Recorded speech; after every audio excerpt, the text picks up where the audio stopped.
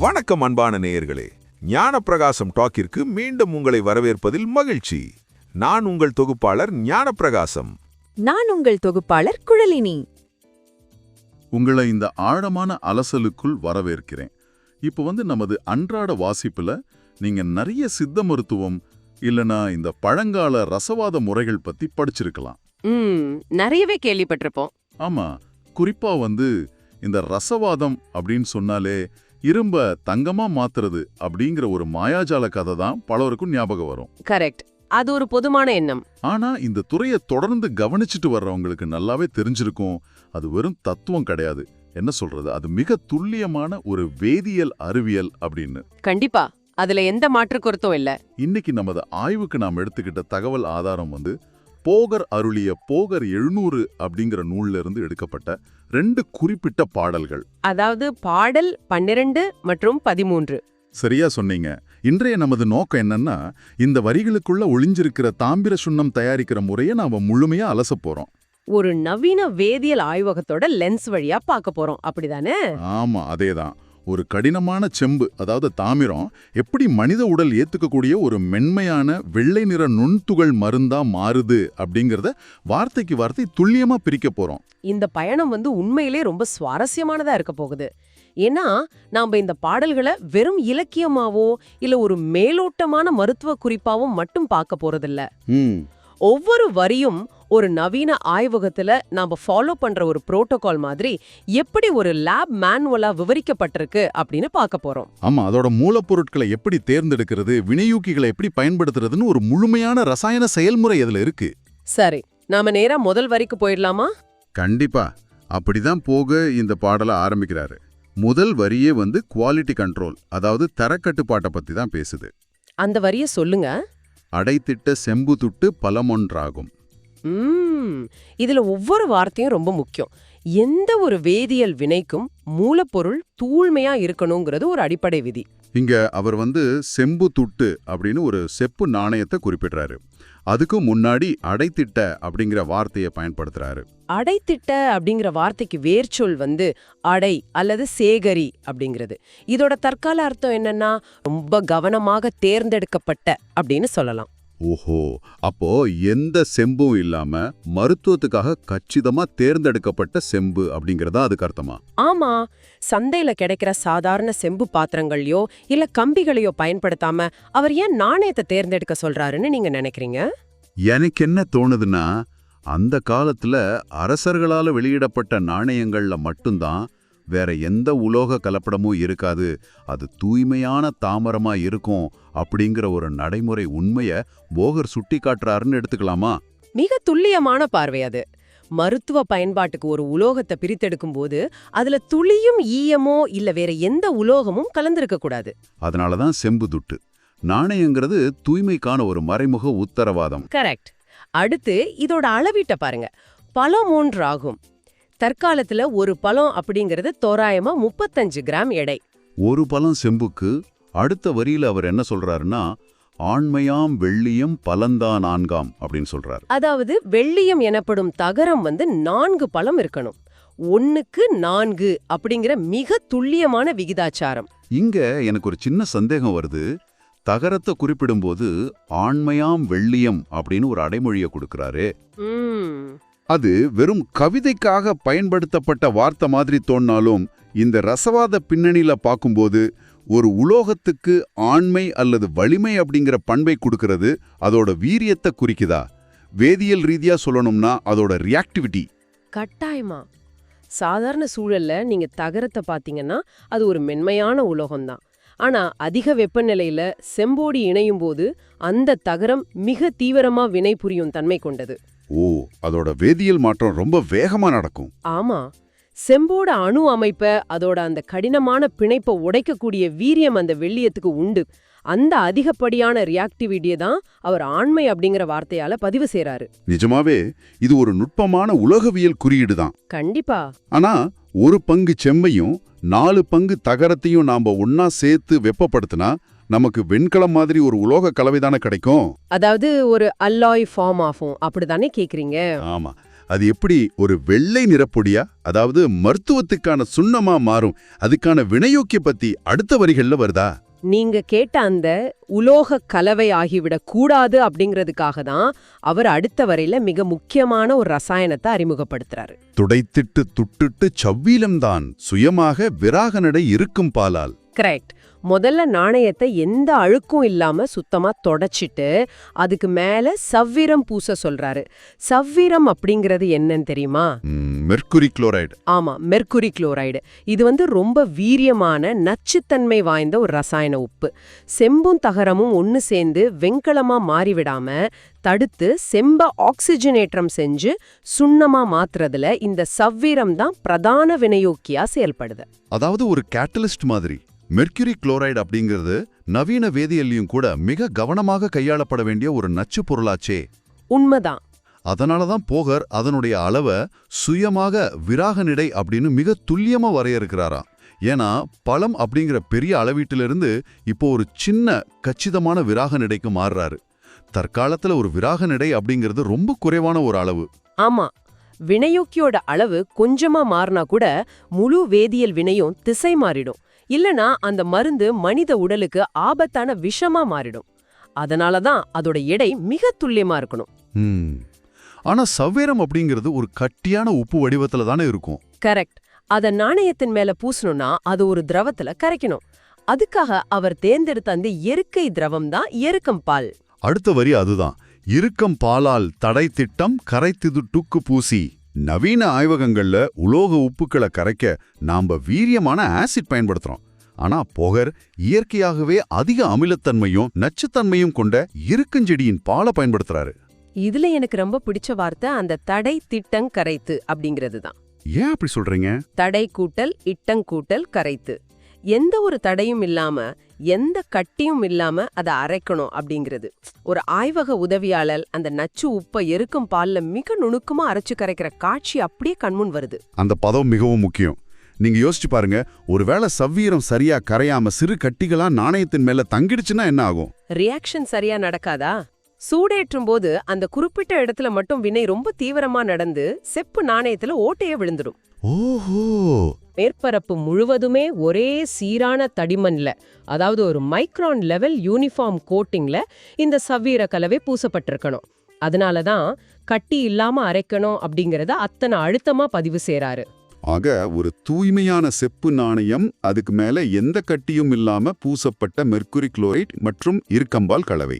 இதுவரைக்கும் அவரோட செயல்முறை மிக தெளிவா இருக்கு. இதுக்கு அடுத்த கட்டமா அவர் சூடேற்றும் முறைக்கு செல்றாரு. சாங்காமாய் குவிந்த சட்டி தன்னில் வைத்து விடைத்திட்ட வெள்ளியம் மேலே இட்டு விரவியே அடுப்பினில் வை தெரித்திடாயே.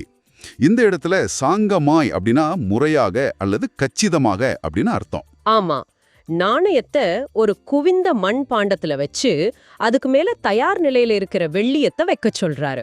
இதுல எனக்கு ஒரு ஆச்சரியம் என்னன்னா, ஒரு தட்டையான பாத்திரத்தை பயன்படுத்தாம ஏன் குவிந்த சட்டி அப்படின்னு அதோட வடிவத்தை குறிப்பிட்டு சொல்றாரு? இதுல ஏதேனும் வெப்ப இயக்கவியல் தத்துவம், அதாவது தெர்மோடைனாமிக் சம்பந்தப்பட்ட விஷயம் இருக்கா? நிச்சயமா இருக்கு. விறகடுப்புல தொடர்ச்சியா வெப்பத்தை கொடுக்கும்போது தட்டையான பாத்திரமா இருந்தா வெப்பம் சமமா பரவாது. பாத்திரத்தோட மூலைகள்ல வெப்பம் குறைமா இருக்கும். அப்போ அந்த ரியாக்ஷன் சீரா நடக்காது. கரெக்ட். ஆனா ஒரு குவிந்த சட்டி, அதாவது கர்வ்ட் அமைப்போட இருக்கிற க்ரூசிபிள் வெப்பத்தை உள்வாங்கி உள்ளே இருக்கிற உலோகத்தின் மேல எல்லா திசைகள்ல இருந்தும் சீரா பிரதிபலிக்கும். இது ஒரு அருமையான தொழில்நுட்பம். இன்னொன்னு நீங்க கவனிச்சீங்களா? வெள்ளியத்தை அவர் செம்போட கலந்து விட சொல்லல, விடைத்திட்ட வெள்ளியம் மேலே இட்டு அப்படின்னு சொல்றாரு. அதாவது நாணயத்தின் மேல ஒரு கவசம் போல மூடி வைக்க சொல்றாரு. இது எனக்கு மிகவும் சுவாரஸ்யமா படுது.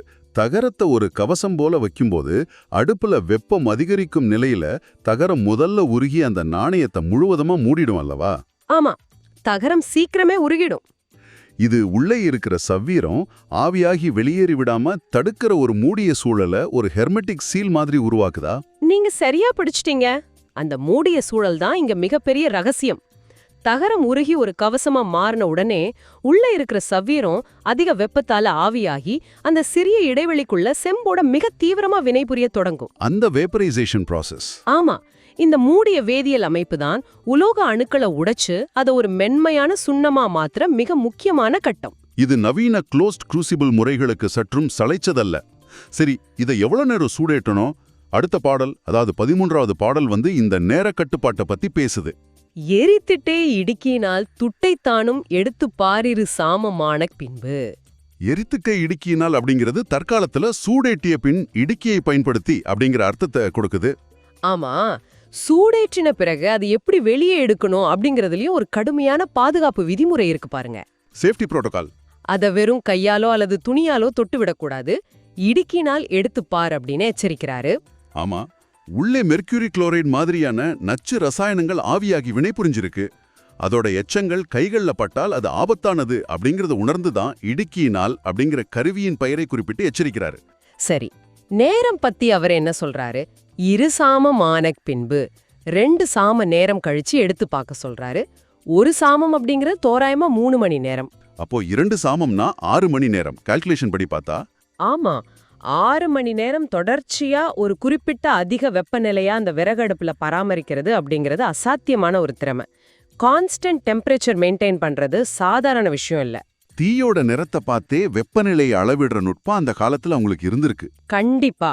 சரி, 6 மணி நேர கொதிநிலைக்கு பிறகு அந்த உலோகம் என்னவா மாறி இருக்கும், அதுக்கான அறிகுறி என்ன, அதையும் அவர் மிக தெளிவா பதிவு செய்றாரு. விருத்திட்டம் குப்பியுமே விழுப்பாய் காணும் மெதுவான பதத்தினிலே துட்டை வாங்கு. விருத்திட்டன் குப்பியுமே வெளுப்பாய் காணும் அப்படிங்கிறது உலோகத்தோட வடிவம் விரிவடைஞ்சு அதோட மேற்பரப்பு வெள்ளை நிறமா மாறி இருக்கும் அப்படிங்கறத குறிக்குது. செம்பு தன்னுடைய இயற்கையான சிவப்பு அல்லது பழுப்பு நிறத்தை முழுவதுமா இழந்து வெண்மையா மாறி இருக்கும். இதுதான் அந்த வேதியியல் மாற்றம் முழுமையடைஞ்சிட்டதுக்கான கச்சிதமான பார்வைக்கான அறிகுறி. The exact visual cue. ஆமா. அடுத்து மெதுவான பதத்தினிலே துட்டை வாங்கு. உலோகம் விரிவடைஞ்சு தொட்டால் உடையிற அளவுக்கு ஒரு சாஃப்டான பதத்துக்கு வந்திருக்கும். அப்போ அதை வெளியே எடுக்கணும். கடினமான தாமிரம் இப்போ தன்னுடைய உலோகத்தன்மையை இழந்து ஒரு நானோ துகள் சுண்ணமா மாறிடுச்சு. இந்த தருணத்துல தான் ஒரு மிகப்பெரிய எச்சரிக்கையை போகர்விக்கிறாரு. இந்த ஒட்டுமொத்த பாடல்லையும் என்ன மிகவும் சிந்திக்க வச்ச வரி இதுதான். தரித்திட்டு நீத்தானு மிஞ்சினாக்கால் சாங்கமாய் ஈயத்தில் ரேகித்துப் போம். தரித்திட்டு நீத்தானும் மிஞ்சினாக்கால் அப்படிங்கிறது ஒருவேளை நீங்க அந்த 6 மணி நேர கணக்கை தவற விட்டுட்டு அதிக நேரம் அடுப்புலயே விட்டுட்டா என்ன ஆகும் அப்படிங்கறத சொல்லுது. இந்த வரியோட அறிவியல் ஆழம் அளப்பரியது. நம்ம முன்பே பேசினபடி செம்பும் தகரமும் சேர்ந்தால் வெண்கலம் உருவாகும். ஆமா. ஆனா சவ்வீரம் அப்படிங்கிற வினையூக்கி இருக்கிறதால தான் அது சுண்ணமா மாறுது. நீங்க அதிக நேரம் அடுப்புலயே விட்டுட்டா அந்த சவ்வீரம் முழுவதும் ஆவியாகி வெளியேறிடும் அல்லது எரிஞ்சிடும். அப்போ வினையூக்கி அங்க இருக்காது. கரெக்ட். வினையூக்கி இல்லாத நிலையில எஞ்சி இருக்கிற அதிக வெப்பம் செம்பையும் தகரத்தையும் முழுமையா ஒன்றோடு ஒன்று உருகி கலக்க செஞ்சிடும். ரேகித்து போ அப்படின்னா செம்பு முழுமையா வெள்ளியத்தோட உருகி உலோக கலவையா மாறி காணாம போயிடும்னு அர்த்தம். ஆக ஒரு மருந்துக்கும் ஒரு தொழிற்துறை உலோக கலவைக்கும் இடையிலான வித்தியாசம் அப்படிங்கிறது வெறும் நேர கட்டுப்பாடு மட்டும்தான். டைமிங் தான் எல்லாமே. ஆமா. ஒருவேளை அந்த நேரத்தை தவற விட்டுட்டு தயாரான உலோக கலவைய தவறுதலா நோயாளிக்கு கொடுத்தா அது மனித உடலுக்கு பெரும் தீங்கு விளைவிக்கும். மிக கடுமையான நச்சு பாதிப்பை ஏற்படுத்தும். அதனாலதான் சுண்ணம் அப்படிங்கிறது வேற, உலோக கலவை அதாவது அல்லாய் அப்படிங்கிறது வேறு என்பதை இவ்வளவு உறுதியா எச்சரிக்கிறாரு. அந்த ரசாயன மாற்றத்தோட குறுகிய கால எல்லைய, அந்த கிரிட்டிக்கல் விண்டோவை பெசகாம கணக்கிடணும். சரி, சரியான நேரத்துல நாம அந்த வெண்மையான சுண்ணத்தை வெளியே எடுத்துட்டோன்னு வச்சுக்குவோம். இந்த செயல்முறையோட இறுதிக்கட்டம் என்னவா இருக்கும்னு நினைக்கிறீங்க? அதுதான் ஆக பெரிய ஆச்சரியம். அந்த கடைசி 2 வரிகளை படிங்க. கரித்திட்டு வெளுப்பான பதத்தில் வாங்கு கல்வத்திற் போட்டண்ட வெள்ளைவாரே. கரித்திட்டு அப்படின்னா வேர்ச்சொல் கரிசனை அல்லது கரிதல் அப்படின்னு வரும். அதாவது கருகி விடாம கவனமா உற்று நோக்கி அந்த சரியான தருணத்தை பிடிக்கிறது. வெளுப்பான பதத்தில் வாங்கு அப்படின்னா கச்சிதமா அந்த வெளுப்பான பதத்துல நாணயத்தை வெளியே எடுக்கிறது. கல்வத்திற் போட்டண்ட வெள்ளைவாரே. கல்வம் அப்படிங்கிறது அரைக்க பயன்படுற கல். அதுல போட்டு அரைக்கணும். ஆனா எதை ஊற்றி அரைக்க சொல்றாரு? அண்ட வெள்ளைவாரே. முட்டையின் வெள்ளைக்கருவை ஊற்றி அரைக்க வேண்டும். இது ஒரு மிகப்பெரிய வியப்பு. ஆமா, ஒரு கடினமான உலோகத்தை நச்சு ரசாயனங்களை பயன்படுத்தி உருமாற்றிவிட்டு கடைசியில ஒரு முட்டையின் வெள்ளைக்கருவை ஊத்துறது எந்த விதத்துல அறிவியலாகும்? நவீன மருந்தியல்ல, அதாவது ஃபார்மகாலஜில இது ஒரு மிக முக்கியமான கோட்பாடு. முட்டையோட வெள்ளைக்கரு அப்படிங்கிறது தூய்மையான ஆல்பியூமின் புரதம். ஓ, புரோட்டீன். ஆமாம். நாம இப்போ தயாரிச்சு வச்சிருக்கிறது ஒரு கனிம பொருள், அதாவது இன்ஆர்கானிக் மெட்டல் கால்க்ஸ். மனித உடல் அதை நேரடியாக உள்ளிழுத்துக்காது. உடலோட நோய் எதிர்ப்பு அமைப்பு அதை ஒரு அந்நிய பொருளாவோ கன உலோகமாவோ கருதி நிராகரிச்சிடும். ஹெவி மெட்டல் டாக்ஸிசிட்டி வந்துரும். கரெக்ட். ஆனா இந்த நானோ துகள் சுண்ணத்தை முட்டையோட வெள்ளைக்கருவோட சேர்த்து அரைக்கும் போது அந்த புரத மூலக்கூறுகள் உலோக துகள்களை சுற்றி ஒரு படலமா, ஒரு ஆர்கானிக் பைண்டரா ஒட்டிக்குது. இதெல்லாம் நவீன நானோ தொழில்நுட்பத்துல படிச்சிருக்கேன். ரசாயன முறையில தயாரிக்கப்பட உலோக நானோ துகள்களோட நச்சுத்தன்மையை குறைக்கவும் அதை செல்கள் எளிதில் ஏத்துக்கிற மாதிரி செய்யவும் ஆர்கானிக் ஸ்டெபிலைசர்ஸ் அல்லது பயோபைண்டர்ஸ் பயன்படுத்துவாங்க. இங்க முட்டையோட புரதம் அந்த பயோபைண்டரா செயல்படுதா? மிக துல்லியமா. தாவரப்பால், அதாவது எருக்கம்பால் மற்றும் நச்சு உப்பை கொண்டு உலோகத்தை உடைச்சு இறுதியா விலங்கு புரதத்தை கொண்டு, அதாவது முட்டைய வச்சு அத மனித உடலுக்கு பழக்கப்படுத்துறாங்க. வாவ்! அந்த புரதம் ஒரு பாலமா செயல்பட்டு மருந்து உடலோட செல்களுக்குள்ள எளிதா ஊடுருவ அதோட பயோ அவைலபிலிட்டிய கூட்ட உதவுது. இது வேதியியல், தாவரவியல் மற்றும் உயிரியல் ஆகிய மூன்றும் இணையிற ஒரு உன்னதமான புள்ளி. இத நினைத்து பார்க்கவே ரொம்ப பிரமிப்பா இருக்கு. நீங்க சொல்றத கேட்கும்போது எனக்கு ஆச்சரியமா இருக்கு. ஒரு நிமிஷம் இந்த ஒட்டுமொத்த செயல்முறையும் சுருக்கமா பார்ப்போம். சொல்லுங்க. தூய்மையான செப்பு நாணயம், அதிக வீரியம் கொண்ட வெள்ளியத்தோடு 1:4 அப்படிங்கிற கச்சிதமான விகிதம், ஒரு வினைவுக்கியா அளவிடப்பட்ட மெர்க்குரி குளோரைடு உப்பு, அதை கட்டி இல்லாம கரைக்க இயற்கையான எருக்கம்பால், வெப்பத்தை சீரா பரவச் செய்யும் குவிந்த மண்பாண்டம், வெள்ளியம் உருகி உருவாக்குற மூடிய வேதியியல் அமைப்பு, சரியா 6 மணி நேர கொதிநிலை, இடுக்கியால் கையாளுற பாதுகாப்பு முறை, உலோகம் வெண்மையா விரிவடையும் அந்த பார்வை குறிப்பு. ஆமா, அது ரொம்ப முக்கியம். நேரத்தை தவறவிட்டால் அது உலோக கலவையாயிடும் அப்படிங்கிற ஆழமான எச்சரிக்கை, மற்றும் இறுதியா உடலோடு கலக்கச் செய்ய முட்டையின் வெள்ளைக்கரு அப்படிங்கிற உயிரியல் ஃபைண்டர். இது எந்த விதத்திலையும் தற்செயலால் நிகழ்ந்த ஒரு கண்டுபிடிப்பா இருக்கவே முடியாது. எந்த ஒரு நவீன மைக்ரோஸ்கோப்புகளோ கணினி சார்ந்த வெப்ப கட்டுப்பாட்டு கருவிகளோ இல்லாத ஒரு காலகட்டத்துல பல தலைமுறைகளா உற்று நோக்கி தவறுகள் திருத்தப்பட்டு ட்ரையல் அண்ட் எரர் மூலமா தரப்படுத்தப்பட்ட ஒரு மிக துல்லியமான ஆய்வக வழிகாட்டுதல் இது அப்படிங்கறத நம்ம சந்தேகம் இல்லாம ஏத்துக்கலாம். ஒரு ஸ்டாண்டர்டைஸ்டு லேப் புரோட்டோகால். சித்த மருத்துவ நூல்களை தொடர்ந்து வாசிக்கிற உங்களுக்கு இந்த உரையாடல் நிச்சயமா ஒரு புதிய திறப்பா அமைந்திருக்கும் நான் நம்புறேன். நாம பல நேரங்கள்ல இந்த வரிகளை வெறும் கவிதை நயத்துக்காகவோ இல்ல ஏதோ ஒரு மறைப்பொருள் தத்துவமாவோ மட்டுமே படிச்சு கடந்து போயிடுறோம். ஆனா ஆண்மையாம் அடைத்திட்ட தடைத்திட்டங்கு ரேகித்துப்போம் அப்படிங்கிற ஒவ்வொரு வார்த்தைக்கு பின்னாலும் ஒரு மிகப்பெரிய அப்ளைடு சயின்ஸ் இயங்கிட்டு இருக்கு அப்படிங்கறத பார்க்கும்போது நமது பார்வை கோணமே முழுமையா மாறுது. உண்மைதான். இந்த ஆழமான அலசலை முடிப்பதற்கு முன்பாக ஒரு சிறிய சிந்தனை உங்களிடம் விட்டு செல்ல விரும்புறேன். ஒரு நச்சுத்தங்கை வாய்ந்த எருக்கஞ்செடியின் பால், ஆபத்தான ஒரு ரசாயன உப்பு மற்றும் முட்டையின் வெள்ளைக்கரு, இந்த மூன்றையும் சரியான விகிதத்துல செம்போட சேர்த்தால் அது மனித உடலுக்கான ஒரு மருந்தாக மாறும் அப்படிங்கிற இந்த ரகசியத்தை எந்த ஒரு நவீன தொழில்நுட்பமும் இல்லாத காலத்துல எத்தனை 1000 காலத்தொடர் முயற்சிகளுக்கும் தோல்விகளுக்கும் பிறகு நமது முன்னோர்கள் கண்டுபிடிச்சிருப்பாங்க. ரொம்ப ஆழமான கேள்வி இது. 700 பாடல்களை கொண்ட ஒரு பழங்கால நூல்ல வெறும் 2 பாடல்களுக்குள்ள ஒரு நானோ துகள் மருந்து தயாரிக்கிற இத்தனை பெரிய வேதியியல் சூத்திரம் அத்தனை கச்சிதமா ஒளித்து வைக்கப்பட்டிருக்கு அப்படின்னா, இன்னும் மொழிபெயர்க்கப்படாமலும் அறிவியல் பூர்வமாக ஆராயப்படாமலும் நம்ம வெறும் பக்தி பாடல்கள் என்றோ அல்லது தத்துவ கவிதைகள் என்றோ கடந்து போற ஆயிரக்கணக்கான ஓலைச்சுவடுகளுக்குள்ள நவீன உலகை ஆச்சரியப்படுத்தக்கூடிய இன்னும் எத்தனை அறிவியல் ரகசியங்கள் மௌனமா உறங்கிக் கொண்டிருக்கோ. நிறையவே இருக்கலாம். அது நீங்களே தேடத் தொடங்குங்கள். இந்த தேடல் முடிவடையவில்லை, இது ஒரு தொடக்கம் மட்டுமே. அந்த ரகசியங்களை தேடும் பயணம் உங்களுடையதாக கூட இருக்கலாம். தொடர்ந்து கேள்விகளை கேளுங்கள், ஆழமாக வாசியுங்கள். இந்த உரையாடலில் எங்களோடு இணைந்திருந்ததற்கு மிக்க நன்றி.